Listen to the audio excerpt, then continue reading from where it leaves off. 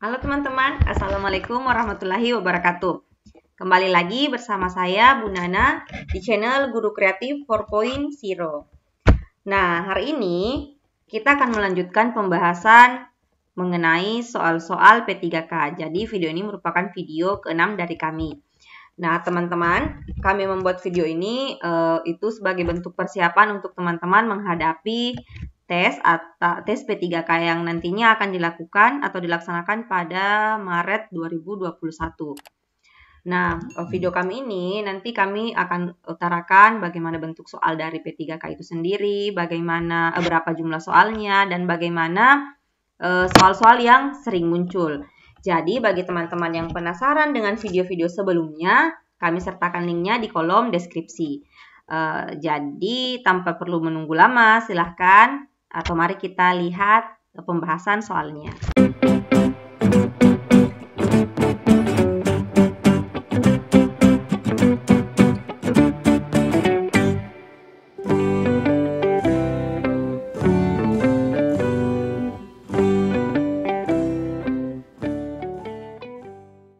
Oke teman-teman, sekarang kita lihat soalnya. Nah, sebelumnya kita lihat dulu bentuk soal P3K. Di soal P3K itu ada kompetensi teknis, ada kompetensi manajerial, tes bakat skolastik, kompetensi sosiokultural, dan wawancara. Nah, untuk penjelasan dari bentuk-bentuk soal ini, silahkan teman-teman cek pada video sebelumnya. Kami sudah bahas pada video tersebut. Nah, kita lanjut di jumlah soal P3K. Nah, jadi pada paket soal kompetensi ini, kompetensi teknis sendiri itu terdiri dari 50 soal, kemudian kompetensi manajerial 30 soal, tes bakat skolastik itu 40 soal, dan kompetensi sosiokultural itu 20 soal. Adapun untuk paket soal wawancara itu terdiri dari 10 soal. Nah, itu untuk jumlah soalnya ya teman-teman yang P3K di tahun 2021. Sekarang kita lihat bagaimana soal yang muncul, yang sering muncul. Nah, sebelumnya kami minta maaf jika dalam soal nanti ada yang salah ketik atau salah penulisan. Ini karena yang kami munculkan ini adalah FR dari soal pada tahun yang lalu ya. Jadi, mari kita lihat. Yang pertama, terdapat peserta didik yang mengadu kepada guru bahwa ia selalu melakukan tugas piket kebersihan kelas sendiri. Anggota yang lain tidak mau terlibat membersihkan kelas. Mereka memaksa dan mengancam jika melaporkan hal tersebut pada wali kelas. Sebagai guru yang mengetahui hal tersebut, apa yang Anda akan lakukan? A. Memberikan hukuman? Tentu tidak, ya.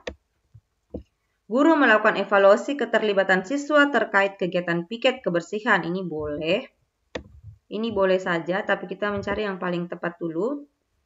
Memberikan teguran kepada siswa yang tidak mau terlibat dalam kegiatan piket kebersihan kelas agar siswa yang rajin tidak terpengaruh dan tidak mengulangi perbuatannya. Ini belum. Bukan ini yang kita cari ya untuk menyelesaikan permasalahan tersebut. D. Merekomendasikan guru BK untuk melakukan konseling. Nah, ini juga terlalu jauh. E. Memfasilitasi pertemuan bersama agar terjadi komunikasi antar anggota kelompok piket. Nah, ini yang paling tepat. Karena dengan memfasilitasi pertemuan mereka, jadi bisa terjadi komunikasi di antara mereka dan masing-masing atau semua anggota nanti dapat menyadari tugasnya masing-masing ketika jadwal piket kelas berlangsung. Ya. Nah, setelah memfasilitasi pertemuan tadi, kita boleh melakukan evaluasi. Oleh karenanya yang B ini belum tepat. Karena ini dapat kita lakukan ketika kita sudah memfasilitasi atau ketika kita sudah menyelesaikan masalah yang terjadi ya. Baru kita boleh melakukan evaluasi. Lanjut. Anda memiliki tetangga yang anaknya tidak didaftarkan ke sekolah meskipun sudah memasuki usia sekolah. Karena anak tersebut adalah anak berkebutuhan khusus atau ABK. Sebagai tetangga yang berprofesi sebagai guru, apa yang Anda lakukan? A. Menjelaskan kepada orang tuanya bahwa ABK juga memiliki hak untuk sekolah dan terdapat banyak sekolah yang mau menerima ABK sebagai siswanya. Ini masih kurang tepat ya.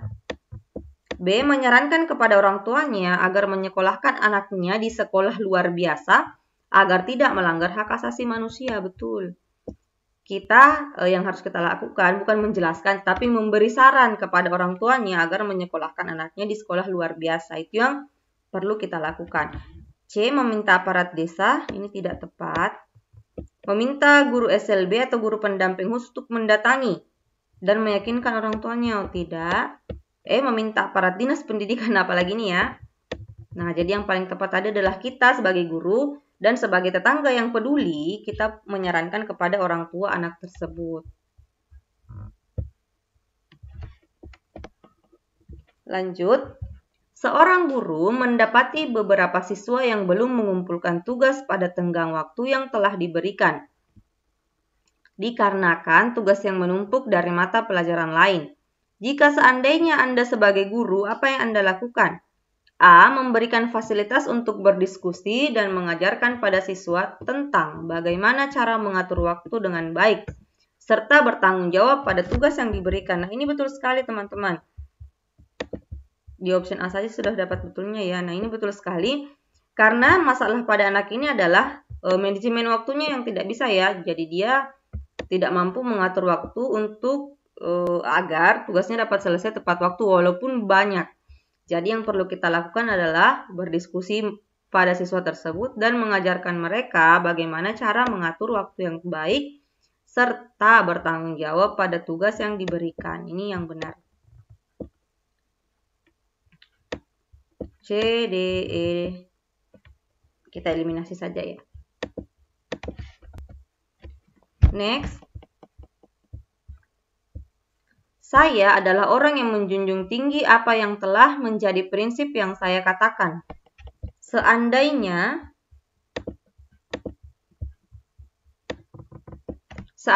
saya menerima sebuah tugas yang tidak sesuai dengan prinsip saya, hal yang akan saya lakukan adalah menyalurkan pikiran dan perasaan negatif pada sasaran lain. Sangat salah ya teman-teman. Jangan seperti itu. B. Memendam perasaan negatif agar tidak mengganggu pelaksanaan. Ini juga masih kurang tepat. C. Mengalihkan perasaan dan pikiran. D. Mengungkapkan pikiran dan perasaan pada orang yang terdekat. Ini juga tidak tepat sasaran. Nah, E. Mengungkapkan dan mendiskusikan pikiran dan perasaan itu dengan pimpinan. Nah, kenapa ini yang tepat? Karena bisa saja ketika kita sudah mendiskusikan pikiran kita tersebut dengan pimpinan kita, akan ada solusi yang diberikan dari pimpinan kita itu. Jadi jangan langsung berputus asa, jangan langsung berpikiran negatif ya teman-teman. Kita tetap harus berusaha. Next. Kompleks di mana Anda tinggal setiap musim hujan selalu banjir. Sebagai akibat, tidak ada saluran air menuju sungai. Warga sudah beberapa kali mengusulkan kepada pemerintah desa atau kelurahan untuk dibuatkan saluran pembuangan air. Tetapi tetap saja permohonan itu belum dipenuhi. Akibatnya, salah seorang warga yang cukup berpengaruh di wilayah itu mengajak dan atau mempengaruhi warga lain untuk tidak membayar pajak pada tahun itu. Sebagai guru, apa yang Anda lakukan? A. Mengingatkan warga agar tetap membayar pajak, karena membayar pajak itu kewajiban warga negara. Ya, ini bisa. B. Tetap membayar pajak meskipun beberapa warga. Ini benar, tetapi masih kurang tepat karena hanya diri kita saja ya. C. Mengingatkan salah satu warga tersebut agar tidak mempengaruhi warga lain. Masih kurang tepat. D. Mengajak aparat RT untuk memohon kembali kepada. Ini boleh dilakukan tapi bukan pada saat ini ya. Bukan pada saat itu. Maksudnya boleh dilakukan itu setelah kita menyelesaikan persoalan tadi yang warga lain tidak membayar pajaknya. C. Bersama warga lain mencari sponsor. Ini tidak tepat.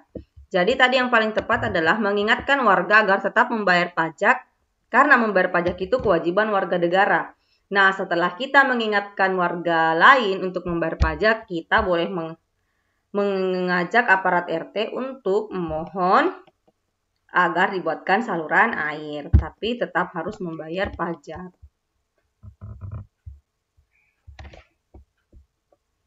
Nah, lanjut. Guru banyak menggunakan ceramah dalam kegiatan pembelajaran karena tidak tersedia media dan sumber belajar. Kondisi tersebut mengakibatkan prestasi belajar siswa rendah. Menghadapi situasi tersebut, bagaimana cara Anda menyelesaikannya? A. Saya memanfaatkan alam sekitar sekolah sebagai media dan sumber belajar untuk mengaktifkan kegiatan belajar siswa. Ini betul sekali. Jadi, ketika tidak tersedia media dan sumber belajar, tetapi di sekitar kita atau alam kita mendukung untuk dijadikan media ataupun sumber belajar. Nah, itu justru sangat bagus karena kegiatan ini kan mengaktifkan siswa. Jadi, dengan belajarnya siswa atau aktifnya siswa itu, pembelajaran dapat lebih terserap. B. Saya menugaskan siswa untuk membuat media dan sumber belajar yang menunjang. Ini tidak ya. C. Saya bekerja sama dengan orang tua untuk memberikan sumbangan. Ini juga kurang tepat. Boleh, tetapi ada yang lebih tepat. Saya meminta siswa untuk belajar di kelas dengan tenang. Tidak. Saya mengemukakan persoalan tersebut kepada beberapa guru dan tetap mengajar seperti biasanya. Ini hanya mengemukakan tapi tidak menemukan solusi dari masalahnya. Jadi yang paling tepat tadi adalah memanfaatkan alam sekitar. Jadi teman-teman yang merasa, wah di sekolah saya ini medianya minim, tapi teman-teman sudah tahu demikian tapi masih berpangku diri atau masih tidak mengusahakan sesuatu, nah itu salah. Harusnya teman-teman boleh memanfaatkan alam sekitarnya. Saya rasa banyak ya. Lanjut, seorang anak berminat pada kelompok peminatan bidang ilmu pengetahuan sosial ketika memilih studi lanjut ke SMA. Namun, orang tua bersikuku agar anaknya memilih peminatan pada bidang ilmu pengetahuan alam. Karena orang tua ini menginginkan anaknya menjadi dokter, agar masa depannya terjamin. Menurut si anak, ia merasa tidak mampu jika studi lanjut di kedokteran dan kurang meminati pelajaran ilmu biologi, matematika, serta fisika kimia. Sebagai wali kelas, apa yang akan Anda lakukan? A. Menasehati anak untuk patuh pada orang tua yang telah memilihkan masa depan yang baik. Ini kurang tepat ya. Boleh, memang kita boleh menasehati anak untuk patuh, tetapi juga harus memikirkan kemampuan dari anak tersebut. B. Memberikan saran kepada orang tua dan si anak untuk mengenal secara objektif kemampuannya dengan konsultasi pada psikolog. Wah. Ini tidak tepat. Belum, ini masih bisa kita tangani ya. Belum pada konsultasi psikolog. C. Menyarankan kepada si anak untuk menyampaikan pada orang tua bahwa dirinya tidak berminat dan merasa tidak mampu kuliah pada jurusan kedokteran. Boleh, tapi yang lebih alangkah baiknya jika kita yang memfasilitasi. D. Melakukan kunjungan rumah dengan membawa data prestasi si anak sebagai bahan diskusi. Ini boleh, tapi kita lihat option E dulu. Bersama guru BK, Anda sebagai wali kelas akan memfasilitasi pertemuan antara orang tua dan siswa. Anda akan mendiskusikan bersama-sama dengan menggunakan data-data sebagai dasar keputusan objektif. Ini yang paling tepat. Kenapa? Karena di sini juga ada guru BK. Guru BK kan atau bimbingan konseling dapat membantu kita untuk menjelaskan kemampuan si anak ini, minatnya, bakatnya di mana kepada orang tuanya. Jadi yang paling tepat adalah E.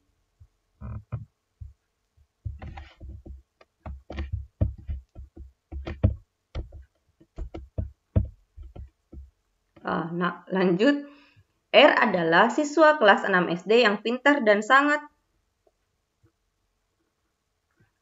rajin menolong. Ayah R sudah meninggal dan ibunya mencari nafkah sebagai pedagang kue untuk mencukupi kebutuhan anak-anaknya. Seringkali R tidak masuk sekolah karena harus membantu ibunya berjualan. Sebagai guru R, yang sebaiknya Anda lakukan adalah memberikan uang sebagai bantuan secara sukarela setiap bulannya. Ini bukan solusi yang tepat. Nanti malah membuat malas ya. B. Memperbolehkan R untuk sesekali tidak masuk sekolah karena memberi kesempatan untuk R belajar menolong orang tua dan bekerja. Saya rasa bukan solusi yang tepat. C. Tetap tidak memperbolehkan R untuk absen dan mengajak teman-teman guru lain untuk membantu keluarganya. Belum tepat. D. Memberikan penjelasan pada R arti penting dan aturan sekolah serta mengarahkan apa yang sebaiknya dilakukan. Belum jadi jawaban yang tepat. E. Memberikan penjelasan pada R dan ibunya tentang arti penting dan aturan sekolah serta mendiskusikan bersama tentang masalah yang dihadapi. Nah, ini yang perlu. Jadi, kita memberikan penjelasan bahwa sekolah itu penting dan juga kita memberikan atau mendiskusikan bagaimana solusi agar R ini tetap bisa membantu orang tuanya dalam berjualan. Seperti itu. Jadi, walaupun kita memberitahu bahwa sekolah itu penting, tetapi tetap juga kita memberikan solusi dari masalahnya agar ibunya ini dapat memahami bahwa oh iya, anak saya tetap harus bersekolah dengan tidak menyepelekan atau dengan tidak mengabaikan ibunya yang sedang berjualan. Seperti itu. Oke, nah untuk video kali ini cukup sampai di sini. Semoga bermanfaat untuk teman-teman. Dan jangan lupa nantikan video-video kami berikutnya. Tetap semangat dan semoga teman-teman lulus pada tes P3K tahun 2021. Terima kasih. Wassalamualaikum warahmatullahi wabarakatuh.